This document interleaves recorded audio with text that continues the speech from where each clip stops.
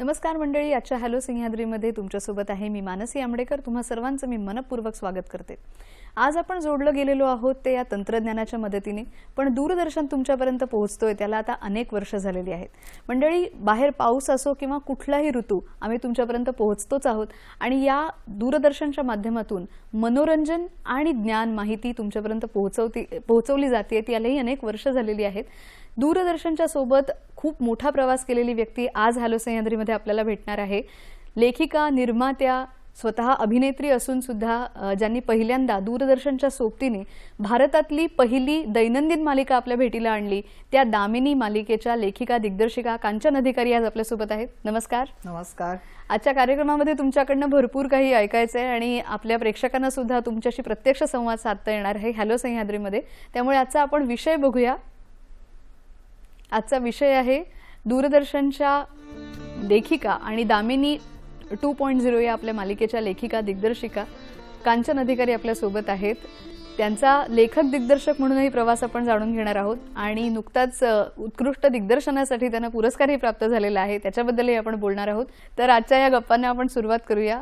दूरदर्शनच्या ह्या स्टुडिओमध्ये पुन्हा एकदा तुम्हाला बघून खूप छान वाटतंय मॅम, कारण मला वाटतं 30 वर्षांपेक्षा जास्त काळ आता झालाय की तुम्ही दूरदर्शनच्या सोबत हा प्रवास सुरू केलाय। तर नेमका पहिला दिवस तुम्हाला आठवतो का जेव्हा तुम्ही या केंद्रामध्ये आला होतात? येस, अगदी पहिला दिवस म्हणशील तर तेव्हा मी विनायक चास्कर इथे होते आणि त्यांच्यासोबत मी गजरा नावाचा कार्यक्रम केलेला होता आणि त्याच्यामध्ये मी पार्टिसिपेट केलेलं होतं। So that was for the first time I have entered Mumbai Doordarshan. आणि त्याच्यानंतर झालं असं की मी आणि भक्ती बर्वे यांचं म्हणजे भक्तीताईंचं नाटक आमचं एकत्र होतं, पळा पळा कोण पुढे पळेतो। सो आत्माराम भेंडे यांच्या पूर्णिमा थिएटर्स निर्मित आत्माराम भेंडे दिग्दर्शित आणि दिलीप प्रभावळकर, भक्ती बर्वे, माधव वाटवे, आत्माराम भेंडे अशी खूप मोठी स्टारकास्ट असलेलं माझं पहिलं व्यावसायिक नाटक होतं। आणि तेव्हाची एक नॉस्टॅल्जिक आठवण म्हणजे मला भक्तीताई नेहमी म्हणायची की तू चांगली दिसतेस, तू चांगली असते। आणि एक भक्तीकडनं आल्यानंतर म्हणजे भक्तीताईकडनं आल्यानंतर मला खूपच आनंद झाला होता। तर ती मला म्हणाली की why don't you try. So मग मी इकडे स्क्रीन टेस्ट दिली होती आणि मी 3 वर्ष इकडे निवेदिका आणि न्यूज रिडिंग असं केलेलं होतं। म्हणजे माझ्या खुर्चीत या अगोदर तुम्ही बसत होतात आणि आता तुमच्या खुर्चीमध्ये तिथे गेलेले आहात। त्यावेळेच्या आठवणी खरोखरच खूप वेगळ्या असतील। म्हणजे आता सारखं इथे पोहोचणं किंवा आताचं जसं जे तंत्रज्ञान आपण वापरतोय तेही पूर्ण वेगळं असेल। तर त्यावेळेला इथे आल्यानंतर तुमच्या मनातल्या काय भावना असायच्या? कारण पहिलं प्रसारण मुंबईने याच केंद्रातनं केलेलं होतं आणि त्यावेळेला त्याच्यानंतर जेव्हा रंगीत टेलिव्हिजन आला होता तर त्याचीही सुरुवात पहिल्यांदा याच केंद्रापासून झालेली होती। आणि माझ्याच म्हणजे मी जेव्हा अनाउन्सर होते तेव्हाच वाहिनी 2 असं हे पण चालू झालेलं होतं। सो तर तेव्हा पहिल्यांदा फक्त एकच वाहिनी होती आणि नंतर मग वाहिनी 2 पण चालू झाली। So almost every alternate day म्हणजे रोजच मी इथे असायची तेव्हा त्या काळात। आणि इथे आल्यानंतर नॉस्टॅल्जिक वाटण्याचं कारण म्हणजे असं आहे की सुहासिनीताई मुळगावकर, त्याच्यानंतर विजया जोगळेकर धुमाळे, विनय आपटे, त्याच्यानंतर आत्ताचा आपला CID केलेला BP सिंग, त्याच्यानंतर राजन वागधरे, हे सगळे आपले प्रॉडक्ट्स आहेत, दूरदर्शनचे प्रॉडक्ट्स आहेत। सो स्मिता पाटील ताई तर ते म्हणजे खूपच मोठं व्यक्तिमत्व। सो लाईक मुंबई दूरदर्शन हे एक असं होतं ना की आम्ही काम करतोय असं आम्हाला कधीच जाणवलं नाही। त्याच्यानंतर कॅमेऱ्यावरती आमचा सुरेश सुवर्णा वगैरे होते आणि आम्ही सगळे एकत्र असायचो आणि आम्हाला असं ड्युटी रूम मध्ये रात्री 11-12 जोपर्यंत ट्रान्समिशन संपत नाही याचबरोबर आमचे कार्यक्रम संपले, पुन्हा भेटूया उद्या संध्याकाळी 6:30 वाजता। जय हिंद असं करू, असं हे एवढं म्हणस्तवर थांबायला लागायचं। So that was the point की जेव्हा मी मिस्टर तातारी होते तेव्हा इकडे डायरेक्टर जनरल आणि मी त्यांच्या पुढे मी जरा तशी थोडी जरा व्हायब्रंट आणि काय म्हणायचं इन्कलाबी अशी होते। सो मी त्यांना म्हटलं की सर म्हटलं खूप उशीर होतो रात्री घरी पोचायला, 1-1:30 वाजायचा आम्हाला। सो म्हटलं एवढं फक्त आमचं तुम्ही टेप का नाही करून घेत? तर म्हणे नाही, दिल्ली का ट्रान्समिशन डिलीट हो जाएगा, ये हो जाएगा, तो फिर तुम्हें बोलना पडेगा असं म्हणून। तर त्यामुळे आम्ही तेवढ्या वेळ ड्युटी रूम मध्ये असायचो आणि आता मी बघते तर समोर एवढे खाण्याचे सगळे रेस्टॉरंट्स निघाले, तेव्हा काही नव्हतं। सो तेव्हा आम्ही बारीक राहिलो कारण चणेदाणे आणि बाजूचा आपल्या कॅन्टीनचा कधी सामोसा खाल्ला किंवा वडा खाल्ला तर ते सब वड्याचे दिवस होते। पावसाच्या सोबत मला वाटतं दूरदर्शन मध्ये आल्यानंतर त्याची आठवण आपल्याला होतेच। आपल्या सगळ्या प्रेक्षकांना सुद्धा ती झालेली असू शकते. प्रेक्षकांना सुद्धा दूरदर्शनच्या आठवणी खूप आहेत आणि त्यातली सगळ्यात महत्त्वाची आठवण म्हणजे रोज ठराविक वेळेला त्यांच्या भेटीला येणारी आणि एकदम तरुण तडफदार अशी पत्रकार नायिका असणारी पहिली दैनंदिन मालिका म्हणजे दामिनी.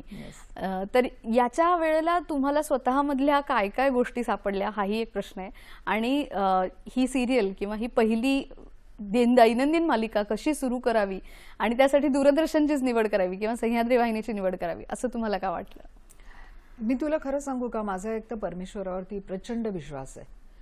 आणि 89ला माझं लग्न झालं, 1990ला मला माझा मुलगा झाला आणि त्याच्यानंतर ॲज अ मदर माझं अजूनही असं म्हणणं आहे की पहिली 5 वर्ष तरी आईनी मुलासाठी ठेवली पाहिजेत. सो 1995 ऑक्टोबर 3ला माझी दामिनी चालू झाली ऑन एअर. आणि मॅनिफेस्टेशन हा शब्द आता आलेला आहे, तेव्हा नव्हता. तेव्हा आम्हाला असं ते पुरी कायनात लग जाती है वगैरे असं काय आम्हाला तेव्हा माहिती नव्हतं. परंतु मी ड्रामा क्षेत्रामध्ये म्हणजे व्यावसायिक नाटक केलं होतं. मला स्टेटला बेस्ट ॲक्ट्रेस अवॉर्ड होतं. मी तेव्हा बऱ्याचशा मालिका, हिंदी मालिकांमध्ये मी बऱ्याचशा काम केलंय. म्हणजे ये जो जिंदगी, बनते बिघडते, तितलियां विथ नादिरा बब्बर, त्याच्यानंतर और भी है राहेमध्ये तनुजाजींच्या बरोबर काम केलं होतं. श्याम बेलेगानांबरोबर मी भारत एक खोज ही मालिका केली होती. अजूनही 2-3 मालिका राहिल्या असतील तर. आणि माझ्या हातामध्ये तेव्हा चाणक्य नावाची मालिका होती आणि मी मेन लीडमध्ये होते त्याच्यात. चंद्रप्रकाश द्विवेदी हे ते होते. आणि मी जेव्हा त्यांनी मला त्या काळामध्ये 5,000 रुपये दिले होते, आय स्टील रिमेंबर. आणि मी त्यांना ते परत दिले. म्हटलं माझं आता लग्न ठरलंय, त्यामुळे म्हटलं मी आता हे करू शकणार नाही. आणि तुला खोटं वाटेल, सगळ्या गोष्टीला मी रामराम ठोकला होता. जस्ट बिकॉज मी म्हटलं की नाही, आता मला मूल झालंय. सो फॉर मुलाच्यासाठी मी असं ठरवलेलं होतं की म्हटलं नाही, आपण सगळ्यात काही झालं तरी पहिला प्रेफरन्स माझ्या बाळाला द्यायचा. सो मग I have stopped all my work आणि मी लिखाण कामाकडे मग वळले. मी गौतम यांना सांगितलं, गौतम अधिकारी यांची तेव्हा आमच्या इथे बंदिनी, परमवीर, हॅलो इन्स्पेक्टर धडाक्यात चालू होते, अनेक मालिका सुरू होत्या. येस. ऍक्च्युली तुला खरं सांगू का, मुंबई दूरदर्शनने मला नेम, फेम आणि नवरा या तिन्ही गोष्टी दिल्या, विच पीपल डोंट नो. म्हणजे मी मुंबई दूरदर्शनवरती अनाउन्समेंट करून, न्यूज रीडिंग करून थकले होते. So I said I want to explore something new. नाहीतर मला इथे यायला खूप आवडायचं, पण एक्सप्लोरिंगच्या साठी मी एक पाऊल पुढे टाकायचं ठरवलेलं होतं आणि दॅट्स वाय आय लेफ्ट दूरदर्शन. आणि तेव्हाचे इकडचे जे होते प्रोड्युसर्स वगैरे, तर त्यांनी मला फोन करून परत बोलावलं. ते मला म्हणाले की you R not just an announcer. फक्त फेस दाखवणं, चेहरा दाखवणं, स्माइल करणं, गोड, हे तुमचं काम नाहीये, तर you can be a producer. So Mumbai दूरदर्शनवरती ॲज अ प्रोड्युसर म्हणून मला त्यांनी नोकरी ऑफर केलेली होती. आणि बघ, हे सगळं दैवी असतं, मी तुला सांगते. आणि त्यांच्याच केबिनमध्ये मार्कंड अधिकारी आपली परमवीरची फाईल घेऊन आले होते. अच्छा. आणि माझं इंट्रोडक्शन एकाने करून दिलं, मकरंद ब्रह्मेनी. आणि तेव्हा त्यांनी सांगितलं, शी इज कांचन अधिकारी, शी इज अन ॲक्ट्रेस.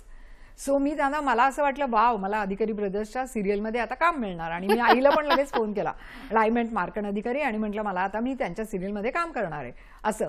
आणि तुला काय मी सांगू, त्यांनी मला पहिला प्रश्न काय विचारला असेल माझ्या नवऱ्याने, म्हणजे ॲज अन ॲक्ट्रेस असेल तर काय विचारायला पाहिजे, की मग तुम्हाला कधी डेट्स फ्री आहेत वगैरे असं काय.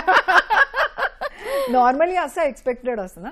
He asked me, his first question was, आपको क्या ऍक्टिंग करनी है क्या, असं. तर म्हटलं अरे बापरे, म्हटलं मी ऍक्ट्रेस म्हणून याला भेटते आणि हा मला समोरून विचारतो आपको क्या ऍक्टिंग करनी है क्या, असं. आणि यू वॉन्ट बिलीव्ह, चौथ्या दिवशी त्यांनी मला प्रपोज केलं. अरे वा. आणि मैं आपसे शादी करना चाहता हूं, बस असं म्हणून. आणि ऍक्टिंग राहिलं बाजूला आणि लग्न झालं. पण मी म्हणते ना तुझा, की मला परमेश्वरावरती नितांत विश्वास आहे. आणि कुठेतरी आतमध्ये ते असं खदखदत होतं ग, की अरे काय मी म्हणजे काय करते. So I to write some couple of plots for commander. त्याच्यानंतर आमचं श्रीमान श्रीमती चालू होतं. मी म्हटलं तसं राजन वागदरेंनी ते दिग्दर्शित केलं होतं. आणि त्याचे प्लॉट म्हणजे ते लिहायचे अशोक पाटोळे. अशोक पाटोळेंना काही प्लॉट्स वगैरे मी त्यांना सांगायचे. म्हणजे आमच्या रात्री खूप अशा गप्पा रंगायच्या. सो मला ना कुठेतरी असं तो एक फील यायचा ग, की मी ह्या लाईनीशी कनेक्टेड आहे. So that's how I started doing it. आणि मग त्याच्यानंतर मला ही मालिका, जी पहिल्यांदा फक्त 13 भागांची होणार होती, ती मार्कंड अधिकाऱ्यांनी सँक्शन करून आणली. आणि मला म्हणाले, चल तेरे को बहुत करने का है ना कुछ ना कुछ, चल तू बन जा director, go behind the camera. He never wanted me to come in front of the camera, but see God's this thing, I'm in front of camera. So आणि आजच्या कार्यक्रमातला पहिला फोन सुद्धा आपल्याला आलेला आहे. प्रणिता थिगळेवार आपल्याशी बोलत आहेत पुण्याहून. नमस्कार, तुमचा प्रश्न विचारा. हॅलो, नमस्कार मॅडम. मी प्रणिता चिगळकर बोलते पुण्यावरनं. नमस्कार. कांचन अधिकारी मॅडम, मी तुम्हाला बघून मला खूप छान वाटते. कारण आम्ही लहानपणी आहे ना, तुमचं सिरियल दामिनी हे सिरियल आहे ना, अक्षरशः स्कूलचं नाही का शेवटचे तास बुडून तो सिरियल बघायचो. वाव. त्यावेळेस आम्ही शिवाय पण खायचो मम्मीच्या. आणि आता पण हे पण तुमचं जे दामिनी सिरियल आहे 2.0 हे पण खूप छान आहे. Thank you so much. आणि मी असेच पुढे छान छान सिरियल तयार करत राहा, जेणेकरून आपल्या महिला वर्गाला आहे खूप साऱ्या प्रेरणा भेटतील Yes. आणि बरेच बळ भेटेल त्यांना असं खूप Yes. छान काय काम करण्यासाठी. Thank you so much. खरंच. आणि मला असं वाटतं कुठेतरी ना, सास बहू सागा चालू झाला ना, हो, तेव्हापासून हो, असं झालं की प्रत्येक बाई काही ना काहीतरी वाईटच म्हणजे करण्यासाठी जन्माला आले. सो लाईक यु नो, मी हिचं वाईट इच्छायचं, मग ती असं करणार, मग ती असं करणार वगैरे. Like you know, I never had thought like that की बाबा असं कोणतरी प्रत्येक बाई वाईटच इच्छिते किंवा वाईटच करते वगैरे असं. सो दामिनी सच अ सिरियल की जिथे जर्नालिझम आणि जर्नालिस्टिक बॅकग्राऊंड असल्यामुळे इंटेलेक्च्युअल सिरियल होती ती. हो, हो. आणि यू वॉन्ट बिलीव्ह की शेतामध्ये काम करणाऱ्या स्त्रिया पण 4:30ला सगळीकडनं माझं दामिनीचं सॉन्ग ऐकू हो, यायचं. हो, आणि आय एम हो. सो थँकफुल टू गॉड की अशोक पत्कीनी त्याचं म्युझिक केलंय आणि कविता कृष्णमूर्तींनी ते गाणं गायलंय. गायलेलं. आणि ते गाणं म्हणजे प्रत्येकाच्या हृदयाचं ठाव घेणारं बनलं. सत्यता शोधण्या Yes, घेऊन घेऊनी लेखणी. लेखणी जाहली दामिनी मूर्त सौदामिनी. हो, हो. सो हे शब्द लिहिलेले होते शांताराम नांदगावकरजींनी. आणि आज मला सगळ्यांची खरंच खूप मनापासूनची आठवण येते. नांदगावकरजी आपल्यामध्ये नाही आहेत, पत्की साहेब आहेत, कविता आहे. आणि कवितानी म्हणजे कविताचं आणि माझं असं आहे ना की मी कविता आणि अशोक पत्की हा एक मिडास टच आहे. खरंय. इतकं सुंदर ते कॉम्बिनेशन जुळून आलं. आणि कुठेही रस्त्यातनं बाहेर पडलं ना, तसं चहू बाजूनी असं ते गाणं यायचं, जसं तुम्हाला डॉल्बी साऊंड मध्ये येतं ना. ठराविक वेळेला ठराविक 4:30 संध्याकाळी 4:30 वाजता Yes. ते लागणार आणि घराघरात ते आपल्याला त्याच्यात ऐकू एक येणार. बारीकशी आठवण येते मला मार्कंडजींनी तेव्हा विचारलं होतं की तुम्ही काय लगता है की 4:30 का शो है. आणि दुपारचा स्लॉट हा पहिल्यांदा आम्ही एस्टॅब्लिश केला बरं. हो, हो, हो. म्हणजे त्याच्या आधी कोणी काही दुपारी दाखवायचं नाही. दुपारची वेळी झोपायची वेळ असं होतं. सो 4:30ला सगळेजण सगळी कामं सोडून चहाचा कप हातामध्ये घेऊन अगदी म्हणजे काय त्यांना पोहे वगैरे काय चिवडा खायचा असेल ते, पण समोर मात्र दामिनी बघायचे. अगदी अगदी. सो मी माझ्या प्रेक्षकांची अत्यंतिक आभारी आहे की मी आज जी काही आहे कांचन अधिकारी म्हणून ती सगळी तुमच्यामुळे आहे. सो असंच प्रेम मला भरभरून आमच्या दामिनी 2.0 ला पण देत चला. आणि येस. या दामिनी 2.0 बद्दल अजून भरपूर काही बोलूया. Yes. कारण ही सुद्धा नायिका प्रधान अशी त्याचा सिक्वेल आलेला आहे. Yes. पण त्याआधी घेऊया कार्यक्रमात एक छोटीशी विश्रांती. हॅलो, सह्याद्रीमध्ये आज आपण भेटलेलो आहोत कांचन अधिकारी यांना, ज्यांनी भारताला किंबहुना महाराष्ट्राला मराठी भाषेतली पहिली दैनंदिन मालिका दिलेली होती. Yes. या दैनंदिन मालिकेच्या अनुषंगाने किंवा त्या निमित्ताने मला असं विचारायचंय, लेखिका दिग्दर्शिका हे तुमच्या स्वतःमध्ये आहेत, हे या निमित्ताने तुम्हाला सापडत गेलेल्या तुमच्याच व्यक्तिमत्वाचे पैलू आहेत. पण अशा प्रत्येक व्यक्तिरेखेचेही काही व्यक्तिमत्वाचे पैलू तुम्हाला दामिनीच्या निमित्ताने लोकांच्यापर्यंत पोहोचवता आलेले होते. तर त्यावेळेला अनेक व्यक्तिरेखा तयार करणं आणि प्रत्यक्ष नायिकेला त्या व्यक्तिरेखांच्या सोबतीने कथेमध्ये एकत्रितपणे घेत राहणं, हे लेखिका म्हणून तुमच्यासमोर किती मोठं आव्हान होतं?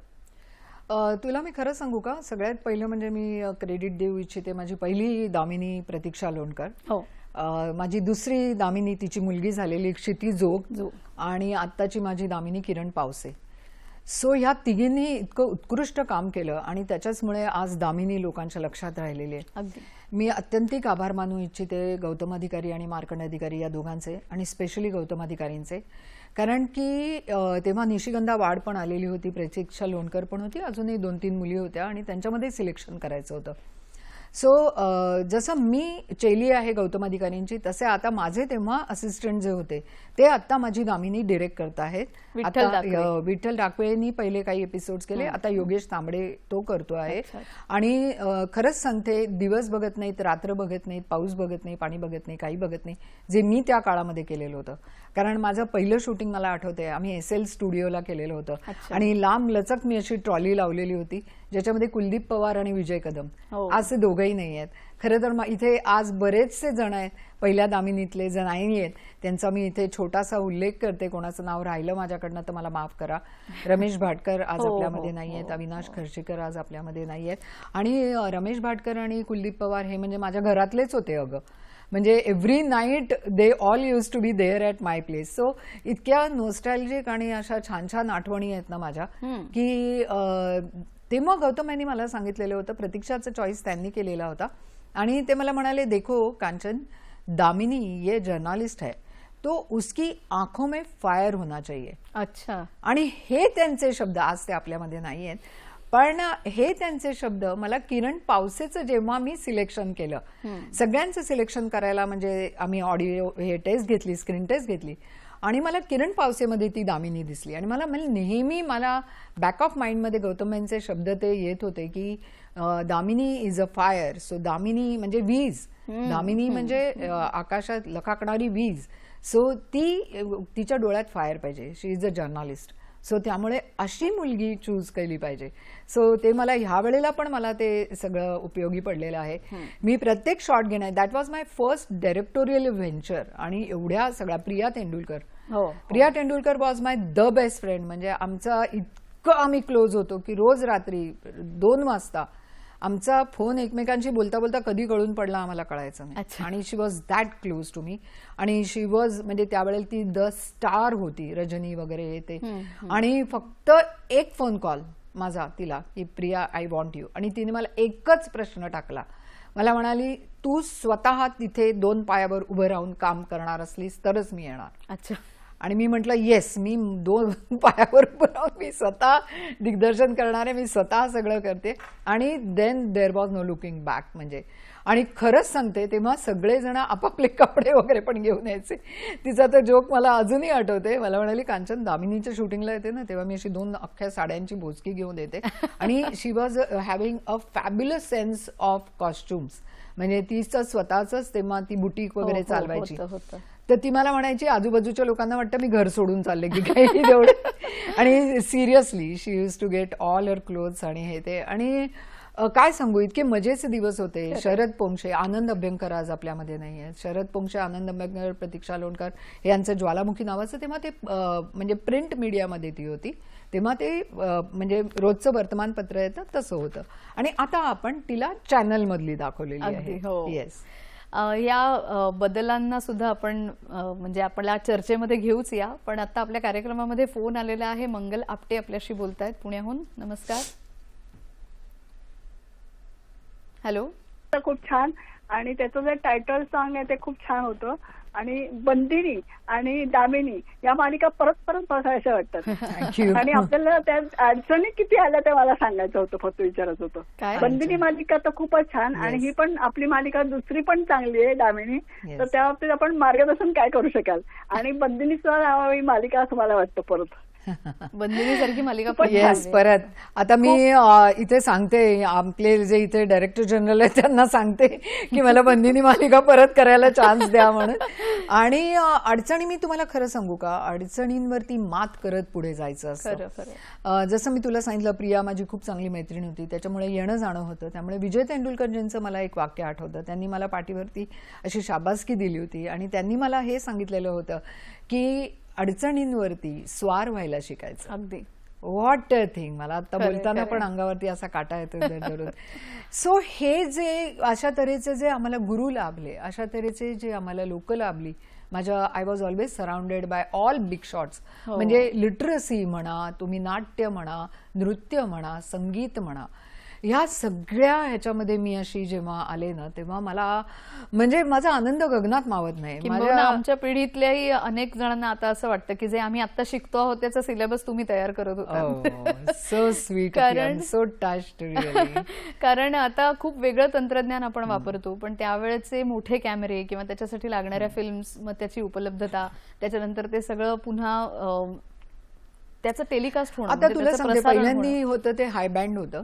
त्याच्यानंतर मग बीटा कॅम आलं. म्हणजे ज्या ज्या अशा कॅसेट्स यायच्या. ओके, सो माझं कॅसेट रोज इथे यायचं बरोबर. माझी मालिका 4:30ला असायची. सो अराउंड 12 o'clock, कारण की त्यांना पण त्याचं स्क्रीनिंग करून बघायचं असायचं. सो तेव्हा बीटा केम होतं. तर बीटा केम आता गेलेलं आहे, हाय बँडही गेलेलं आहे. Now we have come on high definition. So they are all digitise chips. So ते तंत्रज्ञान आता बऱ्यापैकी बदललेलं आहे. आता जसं तुम्ही म्हणता की पूर्वीचे जे मोठमोठे सिनेमा, आता मी 9 सिनेमे केलेले आहेत. Like I produce and directed 9 feature films. So त्याच्यामध्ये कसं असायचं की लाईक क्लोज करताना तुम्हाला तो कॅमेरा क्लोजला घ्यायला लागायचा. आता असं झालेलं आहे की त्या टेलीमध्ये जातो तो सगळं. म्हणजे तुम्ही तिकडे लांब असला तरी तो कॅमेरा तुम्हाला इथपर्यंत टिपू शकतो. So that all these technical changes have come. आणि हे जसं होतं त्याप्रमाणे लाइटिंग वगैरे पण सगळं मग बदलत जातं. So these are all technical things. पण त्या बाईंचा जो प्रश्न होता की तुम्हाला काय अडचणी आल्या, तर मी असं सांगेन की आज मला असं वाटतं की कोणीतरी खरंच माझी बाजू समजून घेतली आहे आणि मला अडचणींबद्दल विचारलंय. तर मॅडम खरंच म्हणजे प्रत्येक मला तुम्ही सांगा, आपण जर साधी नोकरी करत असाल तरी सुद्धा रोज लोकलसाठी आपल्याला जावं लागतं, लोकल पकडायला लागते, आपल्याला ऑफिसमध्ये पोचायला लागतं. आणि ह्या सगळ्यामध्ये कधी आपली चप्पल तुटू शकते, कधी आपण इकडनं धडधड धडधड जिने चढत असताना ती ट्रेन तिकडनं निघून जाते. या सर्व अडचणींवरती आपणही मात करतच पुढे जात असतो. सो दामिनी ही मालिका बनवताना सुद्धा मी असंख्य अडचणींवरती मात करत करत गेले. पण मी असं म्हणेन की ज्याच्यामध्ये आपल्याला आनंद वाटतो असं जर आपल्याला काम मिळालेलं असेल ना, तर आपल्याला त्याच्यामध्ये जराही ती अडचण आली असं वाटतच नाही. आणि महत्वाची गोष्ट म्हणजे मी माझ्या आयुष्याचं एक तत्वज्ञान असं ठरवून घेतलेलं आहे की कुठलीही आपल्याला अडचण आली तर सगळ्यात पहिलं म्हणजे त्याचं सोल्युशन शोधायचं. You should never think about की अरे हे झालंय मग आता मी काय करू, आता मी काय करू, हा माझ्या पुढे मी प्रश्न कधी ठेवलाच नाही. की आता हे झालंय, ओके मग आता आपण ह्याच्यामध्ये काय काय करू शकतो. सो ह्या गोष्टी असतात. खरे. कार्यक्रमामध्ये अजून एक फोन आलेला आहे आपल्याला. निपाणीहून शिवानंद वसेदार आपल्याशी बोलतायत. नमस्कार. नमस्कार मॅडम. नमस्कार मॅडम. माझा प्रश्न असा आहे, ज्यावेळी पहिल्यांदा टीव्ही सिरियलमध्ये आपण काम करण्यासाठी उत्सुकता निर्माण झाली होती, त्यावेळी तुम्हाला साथ कोणाकोणाची कशा प्रकारे तुम्हाला मिळाली, आणि पहिल्यांदा धारावाहिक दामिनी ज्यावेळी टीव्हीवर लागल्यानंतर पाहते वेळी तुमच्या मनामध्ये एक उत्सुकता कशा प्रकारे आली आणि तुम्हाला कशी वाटली, मला हे जरा अनुभव घ्यायचा आहे मॅडम तुमच्याकडून. वा, खरंच खूप छान प्रश्न आहे. कारण त्याच्या पाठीमागे एक छोटीशी कथा आहे. अच्छा. पहिल्यांदा ही मालिका 2 ऑक्टोबरला होणार होती आणि गंमत म्हणजे मी एक अख्खं कॅलेंडर असं समोर ठेवलेलं मोठं, आणि त्याच्यावरती 2 ऑक्टोबरला फर्स्ट एपिसोड, 3ला दुसरा एपिसोड, असा अख्खं चार्ट तयार केला. कारण ते माझं पहिलंच व्हेंचर होतं ना त्याच्यामुळे. आणि गंमत अशी झाली की 2 ऑक्टोबर गांधीजींचं असल्यामुळे मुंबई दूरदर्शनवरती दिल्लीवरनं म्हणजे डिलिंकच झालं नाही. अच्छा. डिलिंकच झालं नाही. आणि मी आपली बसले दूरदर्शन समोर, आणि जेव्हा 4:30 झाले दामिनी नाही म्हटलं गांधीजींचं दाखवत आहेत. मी मार्केटना फोन लावला, म्हटलं हे क्या, ये म्हटलं दामिनी मालिका आने वाली थी, नहीं आई. मग आम्ही फोन इकडे लावले वगैरे. ते म्हणाले अरे डिलिंग नहीं हो रहा है, ये नहीं हो रहा है, हम एक काम करते हैं, हम 3 तारीख से शुरू करते हैं. अच्छा. सो ते माझं सगळा चार्ट बोंबला ना जो बनवलेला होता तो. हो, ते गेलं. म्हणजे ती एक माझी आठवण माझ्या हृदयात एकदम हे आहे. पण योग बघ कसा 30 वर्षानंतर. Okay, that was 3 October. आणि आत्ताला पण मला खरं तर 3 ऑक्टोबरला सांगितलेलं होतं की या तुम्ही म्हणजे ऑन एअर. परंतु मी म्हटलं थांबा जरा, मला तयारी करू दे, माझ्याकडे वेळच नव्हता म्हणजे तेवढा.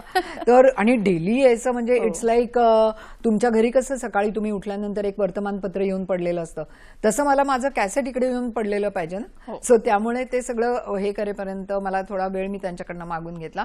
आणि 13 ऑक्टोबर म्हणजे 30 वर्षापूर्वी ऑक्टोबरलाच आलेली मालिका परत ऑक्टोबरला मला सीझन 2 करायला मिळणं, हे परमेश्वरी इच्छा आहे, नाही तर दुसरं काय सांग. अगदी. So I am really touched की, आणि मला तुमचा प्रतिसाद मिळणं प्रेक्षकांचा हे फार फार फार महत्वाचं आहे. कारण की मायबाप प्रेक्षक हीच माझी शक्ती आहे असं मी म्हणेन. पण पहिल्या दामिनीमध्ये ही दामिनी पत्रकार होती आणि ती आपल्या लेखणीचा उपयोग करून सत्यतेचा शोध घ्यायची. पण दुसऱ्या दामिनीमध्ये तिने माध्यम बदललेलं आहे. तर त्या माध्यम बदलाच्यामुळे आलेले वेगळे काही अनुभव. कारण या सिरियलनी पहिल्यांदा असं दाखवलं की रोजच्या जगण्याशी जोडून घेणं, प्रेक्षकांच्या सोबतही रोजच्या जगण्याशी त्यातले अनेक प्रसंग जोडले गेले. आणि अगदी वाहत्या रस्त्यावर शूट करणं किंवा काही प्रसंग तर अक्षरशः ट्रॅफिक थांबवून शूट केलेले आहेत, तर ते इतके खरे वाटतात त्याच्यामुळे की रोज ते आपल्यासोबत घडतात असंही वाटत असतं. तर हे जे सगळे सिक्वेन्सेस होते की ज्याच्यात ऍक्शन सिक्वेन्स होते, ज्याच्यामध्ये काहीतरी क्राईम घडतंय प्रत्यक्ष, ते सिक्वेन्सेस होते, तर हे सगळे कसे केले गेले आणि ते शूट कसे केले गेले? बेसिकली मी सांगेन की ही माझी आयडिया होती की मला नाहीतर तू बघशील ना कुठलीही हिंदी डेली सोप असली तरी एक खूप मोठा लॅविश सेट उभारला जातो आणि सगळं शूटिंग इंडोर होत असतं. It was my idea that I wanted to break the path. मला ती म्हणजे मळलेली वाट सोडून दुसरी वाट घ्यायची होती. तर मी म्हटलं की नाही, आपण म्हटलं ह्याच्यामध्ये आपण ट्रेनमध्ये पण शूटिंग करायचं. आणि आता जरा थोडंसं स्ट्रिक्ट झालंय, तेव्हा एवढं नव्हतं. सो लाईक तेव्हा मोबाईल कॅमेरे पण नव्हते. सो गोप्रो नावाचा एक छोटूसा कॅमेरा येतो एवढासा, सो तो आम्ही घेतलेला होता आणि त्यांनी सगळं शूट केलेलं होतं. 2-2 गोप्रो घेतले होते, कारण समजा एखादा शॉट नाही मिळाला तर एडिटला मला परत प्रॉब्लेम येणार. सो अशा तऱ्हेने मी ते शूट केलं. आत्ता पण माझा हा अट्टहास असतो, मी सतत योगेशला सांगत असते थोडं बाहेर पडा रे, थोडं बाहेर पडा रे. कारण का काय होतं माहितीये का, तेच शॉट्स लागलेत असं सतत वाटत राहतं की अरे इकडनं ओएस लागला, तिकडनं ओएस लागला, हे सगळं मोठं दाखवलं, वाईट शॉट दाखवला, ती हे आपलं हालतंय, पॅन्थर आपलं हालतंय. सो लाईक तसं न वाटता ना, आणि लोकांना ते ऑथेंटिक वाटलं पाहिजे, लोकांना बेसिकली ते खरं वाटलं पाहिजे. So these things are very important. So त्यामुळे माझ्या याच्यामध्ये मी नेहमी हा विचार करत असते की आणि आता टेक्निकली पण बऱ्याचशा गोष्टी वाढलेल्या आहेत. Now we are doing our Damini DI, जे पूर्वी होत नव्हतं. आणि आत्ताचं हाय डेफिनेशन आल्यामुळे याची क्वालिटी जी आहे ना, ही कधीही डाऊन येणार नाही. अच्छा. जेव्हा आम्ही म्हणजे हाय बँडवरती शूट करत होतो तेव्हा त्याच्यामध्ये ग्लिचेस येतात, म्हणजे असं काय म्हणायचं ते असं चम असं होतं आणि त्याच्यामुळे ती क्वालिटी खराब होते. So we can't telecast those old episodes. So सगळ्यात मला महत्वाचं इथे एक सांगावंसं वाटतंय की क्षितिजोगचं मी इथे आभार मानू इच्छिते, कारण क्षितीला मी सगळ्यात पहिली ही न्यूज दिली होती. सो क्षिती आणि हेमंत डोमे दोघांनाही असा आनंद झाला ना, तुफान. कांचनताई, yes we are there with you and we will be doing it. So मला असे लोक समोरून भेटले, त्यामुळे मी माझ्या सर्व कलाकारांचे, माझे तंत्रज्ञांचे आणि of course any day any time Mumbai Doordarshan मधल्या सर्व लोकांचे मी अत्यंत आभार मानते, कारण की त्यांच्यामुळे आज दामिनी 2.0 लोकांसमोर आहे. अगदी. स्वाती रत्नपारखी आपल्याशी बोलतायत नवी मुंबईतून. नमस्कार. हो, नमस्कार मॅडम, मी स्वाती बोलते. तुम्हाला दोघींना पण खूप नमस्कार. मानसीताई, तुमचं निवेदन आम्ही बरीच वर्ष ऐकतोय आणि कांचनताईंचं सगळं जे काही काम आहे ते बघून खरंच खूप आनंद होतो. पुन्हा एकदा तुम्हाला समोर बघून छान वाटतंय बघायला. आणि माझा प्रश्न असा आहे की तुमचे काही जे काही प्रोजेक्ट आहेत अपकमिंग, ते आम्हाला काही बघायला मिळणार आहेत का, किंवा त्याबद्दल काही माहिती सांगाल का? आणि दूरदर्शन सोबत येणाऱ्या काळामध्ये मी त्यांना रिक्वेस्ट केलेलीच आहे की मला पाहिजे अजून करायला. माझी भूक थोडक्यामध्ये भागत नाही, त्याच्यामुळे प्रेक्षकांची सुद्धा भूक मोठीच आहे आपल्या. आणि OTT साठी पण मी करते, हिंदी OTT साठी लवकरच शूटिंग चालू होईल. अच्छा. पण मराठीमध्ये निर्मिती करणं आणि मराठीमध्ये काहीतरी तेही रोजच्या रोज प्रेक्षकांच्या भेटीला येईल असं काहीतरी निर्माण करणं, हे जास्त आव्हानात्मक वाटतं हिंदीपेक्षा? बेसिकली आत्ताच्या स्टेजला विचारशील तर खूप आव्हानात्मक नाही वाटत आता मला, कारण का I have gone through it. अगदी पहिल्यांदा जेव्हा होतं तेव्हा मला खूप मी घाबरले होते आतून की बापरे रोज. तर मी मार्केटला म्हटलं तुम क्या बोले, डेली मतलब क्या, हर रोज दिखेगा? तर मला म्हणाला हर रोज दिखेगा असं म्हणून. आता मी हिंदीत बोलते कारण माझे पती गुजराती आहेत, त्यामुळे नॉर्मली आम्ही कधी गुजरातीत बोलतो कधी हिंदीत बोलतो. सो तो मला म्हणा हर रोज दिखेगा. तर म्हटलं हर रोज दिखेगा मतलब हर रोज शूटिंग करणे का, असं जोरात माझं आलं. तर त्यासाठी तेव्हा मला ते तसं वाटत होतं, पण मला आता तसं काय वाटत नाही. आता आय एम यूज टू असं म्हणालीच तरी चालेल. आता आय एम यूज टू, आता एका दिवसात 2 जरी मालिका दिल्या तरी करू शकते. अनेक नवे चेहरे या निमित्ताने प्रेक्षकांच्या भेटीला आलेले होते आणि दामिनी ही अनेक आताच्या यशस्वी चेहऱ्यांची पहिली मालिका होती. असे अनेक चेहरे सांगता येतील. त्याच्यामध्ये श्रेयस तळपदे आहेत किंवा त्याच्यामध्ये क्षितिजोग ही पण आता लक्ष्मीकांत बेर्डेंनी पण माझ्या याच्यात काम केलं होतं पहिल्या दामिनीत, छोट्या पडद्यावरती. त्यामुळे त्यांचं पदार्पण दामिनीच्या निमित्ताने झालेलं होतं. तर नवीन चेहऱ्यांचा शोध हा आता किरण पावसेच्या रूपाने सुद्धा आपण घेतलेला आहे. तर दामिनीचा शोध म्हणजे 2.0 ची जेव्हा तयारी तुम्ही सुरू करत होता तेव्हा या दामिनीचा शोध घ्यायला किती वेळ लागला आणि अजून कुठले कुठले नवे चेहरे दामिनी 2.0 च्या निमित्ताने प्रेक्षकांच्या भेटीला आले? आत्ता रिसेंटली सुयश टिळक यांना आम्ही कास्ट केलेलं आहे, कारण का त्यांनी मला फोन केला, मला म्हणाला की ताई मला काम करायचं आहे. तर मी म्हटलं यू आर मोस्ट वेलकम. आणि अजूनही बरेच जणांचे फोन येत आहेत, म्हणजे ज्यांनी ऑलरेडी काम केलेलं आहे अशांचे म्हणते मी. क्षिती तर of course she is my home girl असं मी म्हणेन, माझ्या घरातली आहे ती असं मी म्हणेन. किरण पावसे ही नवीन आहे, तिचा बरोबरचा साथीदार आम्ही जो रोहन दाखवला आहे त्याचं आम्ही कास्टिंग, म्हणजे मला आमच्या ऑफिसमध्ये जी टीम आहे त्यांच्यातर्फे त्यांनी मला नवीन नवीन सगळे हे, आणि त्यातल्या काही लोकांना आम्ही बोलवून स्क्रीन टेस्ट घेतल्या. आता मोनिकाचं काम करणारी आहे, ती पण नवीन आहे, तिने पण ती फार सुंदर काम करते. So like there are many people those who are right now acting in 2.0. तर नवीन चेहऱ्यांना प्राधान्य देणं. आणि मी इथे मुद्दाम सांगू इच्छिते की फक्त मुंबईच्या लोकांनी नाही, तर मला मुंबई बाहेरच्या पण सर्वांनी, महाराष्ट्रभरमध्ये जेवढे म्हणून आहेत कलाकार, त्यांनी प्लीज अधिकारी ब्रदर्समध्ये कॉन्टॅक्ट करा आणि मी तुम्हाला नक्की चान्स देईन. कारण की मला असं वाटतं की हे माझं दायित्व आहे महाराष्ट्रासाठी की नवीन नवीन चेहऱ्यांना आपण चान्स दिला पाहिजे, त्यांच्याकडून चांगलं काम करून घेतलं पाहिजे आणि उद्याला ते मोठे कलाकार झाले पाहिजे. अगदी अगदी. मला एक आनंदाची गोष्ट इथे सांगायची, म्हणजे माझ्या हाताखाली जे जे शिकलेले होते माझे असिस्टंट, आज ते सगळे लोक माझी दामिनी मेन याच्यामध्ये दिग्दर्शित करतायत. सो मालिका दिग्दर्शन म्हणून मी सगळं बघते आहे. आणि आत्ताला अभिजित पेंढारकर आहेत, ते लिहित आहेत आमच्या ह्याच्यामध्ये. आणि मी तुला सांगू का, घटनांची काहीही कमतरता नाहीये, रोज काही ना काहीतरी घटना घडतेच आहे. म्हणजे आत्ताच आपण पाहिलं की ते लोहगडावरनं खाली ढकलून दिलं. So like that crops many issues and many problems, की आता खरंच मॅरेज इन्स्टिट्यूशन म्हणजे राहणार आहे का लयाला जाणार आहे का काय होणार आहे, का आई वडिलांनी मुलांचं मत हे पण विचारत घेतलं पाहिजे का नाही पाहिजे. ऑफकोर्स तिची चूकच आहे, आम्ही ते कधीच ग्लोरिफाय करणार नाही. परंतु समाज काळ हा बदलत चाललेला आहे. ती स्थित्यंतरं जी आहेत त्या स्थित्यंतराकडे आपण अभ्यासपूर्वक बघितलं पाहिजे. आणि ती बघितलं तसं तर त्यातून आम्हाला अनेक मुद्देही मिळत जातात. हिट अँड रनच्या केसेस आहेत त्या पण आम्ही आमच्या ह्याच्यामध्ये घेतलेल्या आहेत. आत्ताला ते खरातची केस झाली, ती पण आम्ही आमच्या ह्याच्यामध्ये प्रेडिक्ट केली. अगं असं कित्येक वेळेला घडलेलं आहे की जे मी इमॅजिन करून लिहायला घेतलं सो ते नंतर घडलं समाजामध्ये. हो, आपण म्हणतो की फिल्म असेल किंवा टेलिव्हिजन असेल हे ऍक्च्युली समाजाचं प्रतिबिंब आहे. परंतु असं पण घडलेलं आहे की मी इमॅजिन केलं नंतर ते घडलं. आणि समाजामध्ये ज्या ज्या गोष्टी ज्या घडता आहेत आणि त्याच्यावरती एक चांगुलपणाने कसा पर्याय देता येईल. So that is the main purpose of Damini. हे दामिनीने बऱ्याच वर्षांपासून दाखवलेलेही आहे. आणि मला वाटतं की आता तुम्ही म्हणालात तसं समाजात जे काही घडतंय तेच पडद्यावरही घडत असल्यामुळे प्रेक्षकांनाही त्याच्याशी जोडून घेणं खूप सहज सोपं झालेलं होतं. आपण या आठवणी काढणारच आहोत, पण आता मात्र कार्यक्रमात घेऊया एक छोटीशी विश्रांती. आजच्या हॅलो सह्याद्रीमध्ये मंडळी आपण भेटलेलो आहोत ज्येष्ठ निर्मात्या, दिग्दर्शक, लेखिका, अभिनेत्री कांचनताई अधिकारी यांना, आणि आपण त्यांच्याशी गप्पा मारतो आहोत. तुम्ही सुद्धा कार्यक्रमात जरूर सहभागी व्हा आणि तुमच्या मनात काही प्रश्न असतील तर तेही त्यांच्यापर्यंत जरूर पोहोचवा.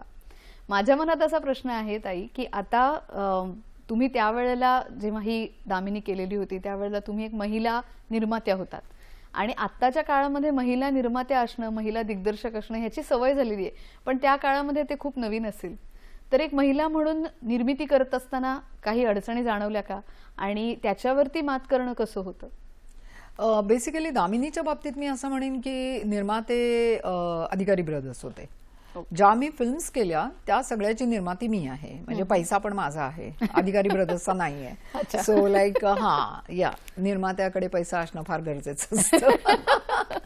त्याच्यामुळे दामिनीच्या वेळेला I was concentrating totally on the creative aspect of it, की क्रिएटिव्हली मी तो प्रॉडक्ट किती छान बनवते किंवा तो कसा मी नेऊ शकेन. आणि म्हणजे त्याच्यामध्ये सगळंच येतं ना, नुसतं शूट केलं असं नाही, त्याच्यामध्ये you must know the editing first. As a director तुम्हाला एडिटिंग माहिती असणं फार गरजेचं आहे. सो एडिटिंग आलं, बॅकग्राऊंड म्युझिक आलं, मिक्सिंग आलं, या सगळ्याच्या नंतर कंपाइल्ड जो एक लास्ट जो प्रॉडक्ट जातो तो आपल्या डोळ्याखालून घालणं, हे फार महत्वाचं काम असतं आणि ह्या सगळ्या गोष्टी मी गौतम अधिकारींच्याकडनं शिकले की ते कायम म्हणजे 2 पायावर उभं राहून, एका हातात अशी सिगरेट असायची आणि प्रत्येक प्रॉडक्ट ते स्वतः उभं राहून ते जोपर्यंत फायनल प्रॉडक्ट बघत नाहीत तोपर्यंत तू पुढे जात नाही. सो ते माझ्या कुठेतरी अंगामध्ये भिनलेलं आहे. आणि मी असं म्हणेन की ॲज अ निर्माता म्हणून मी चित्रपट जेव्हा केले तेव्हा मला पुष्कळशा अडचणींना सामोरं जावं लागलं आणि आता ती संख्या वाढलेली आहे. आता मी तुला सांगू का, बघ आता तू अजून 30 वर्ष मागे गेलीस तर एज्युकेशन हे आता वाढलेलं आहे, त्याच्यामुळे महिला जास्त एज्युकेटेड झालेल्या आहेत, महिला जास्त दिग्दर्शनाकडे पण वळायला लागलेल्या आहेत. तेव्हा मी अगदी काही फार स्वखुशीने वळले नव्हते, पण yes, once I diverted myself from acting to direction, मग त्यानंतर मी परत कधी असा विचार केला नाही. कारण की मला असं वाटत होतं तुम्ही कुठल्याही क्षेत्रात असा अगदी चेहराच दाखवला पाहिजे असं नाही, तुम्ही तुमचं काम अतिशय प्रामाणिकपणे आणि अतिशय चोख असं वाजवून दाखवायचं ना की पब्लिक आलंच पाहिजे आपल्याकडे. सो ह्याच्यावरती मी विश्वास ठेवते की कामामध्ये कुठेही नाही ठीक आहे ना, नो ठीक आहे ना नाही, मी अजूनही माझ्या असिस्टंट्सना सांगते की हा शॉट असा नाही, असा जरा हे कर, कारण का ठीक आहे ना, हा नाही म्हणजे चालणार. आपल्याला रवींद्र कुडाळकर यांनी फोन केलेला आहे कार्यक्रमात. नमस्कार. नमस्कार कांचनताई, आपला मी नियमित चाहता आहे आणि आज थेट बोलताना खूप छान वाटतंय आणि मानसीजींच्या निवेदनाचा चाहता आहे, त्यामुळे आज मजा येते, म्हणजे पावसासारखी मजा कार्यक्रमात येत आहे.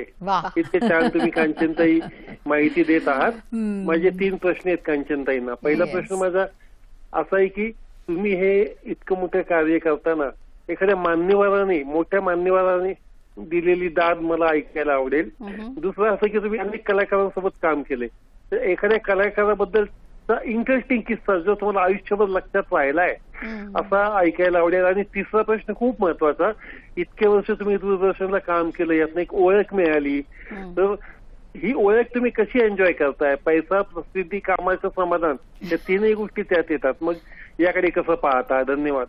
वा वा, प्रश्न फारच सुंदर आहेत. लास्ट प्रश्नाचं पहिलं उत्तर देते. जेव्हा मी इथे अनाउन्सर आणि न्यूज रीडर म्हणून लागलेले होते, सो तेव्हा ना पब्लिक प्रचंड ओळखायचं मला, आणि तेव्हा माझ्याकडे एवढे पैसे नव्हते की माझी स्वतःची गाडी होती. सो तेव्हा बसनी यायला लागायचं किंवा टॅक्सीनी यायला लागायचं. सो तेव्हा एक गॉगल लावायची मी मोठा, लोक फारशी म्हणजे लक्षात येणार नाही पण लोक ओळखायची. आणि याच्यासाठी केला होता अट्टाहास ना, की लोकांनी ओळखावं. सो त्याच्यामुळे ते मी खूप एन्जॉय करायची, ते तेव्हा पण एन्जॉय करायची, ते आता पण एन्जॉय करते. आता तुम्हाला एखादा किस्सा असं म्हणायचं झालं तर फोटो आपल्याकडे आहेत, तर आपण या निमित्ताने ते आपण आपल्या प्रेक्षकांना दाखवूया का? Definitely, why not, I will also enjoy.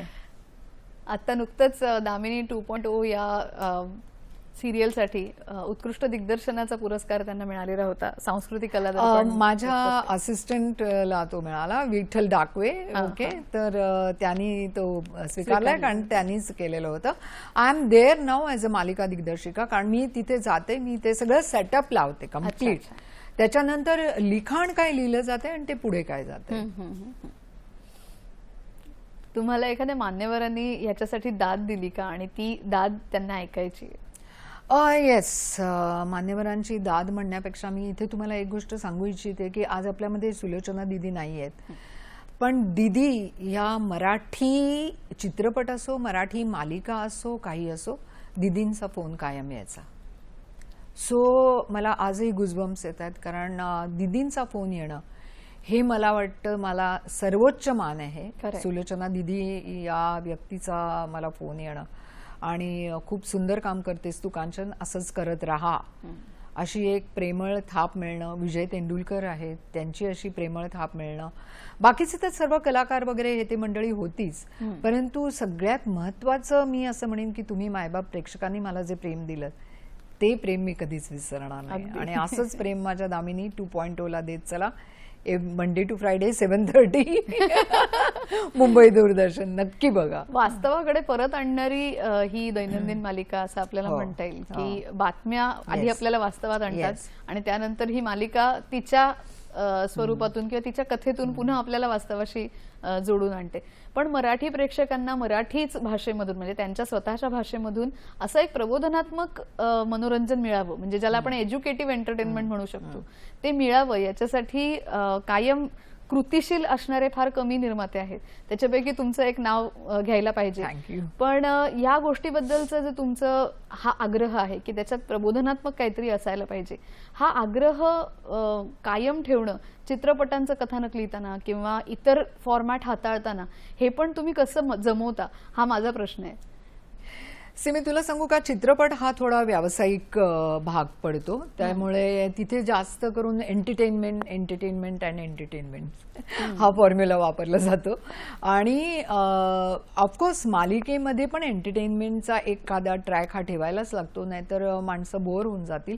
परंतु बेसिकली दामिनी ही जी मालिका आहे याच्यामध्ये माझं सेंट्रल कॅरेक्टर जे मेन प्रोटॅगनिस्ट आहे तो जर्नालिस्ट आहे. सो त्यामुळे जर्नालिस्ट असल्यामुळे काय आजूबाजूला घडतंय आपल्या इथे त्याचा एक आपण काय म्हणायचं विचार करायचा आणि त्याच्यावरती भाष्य करणं हा कुठेतरी त्या मालिकेच्या मागचा गाभा आहे.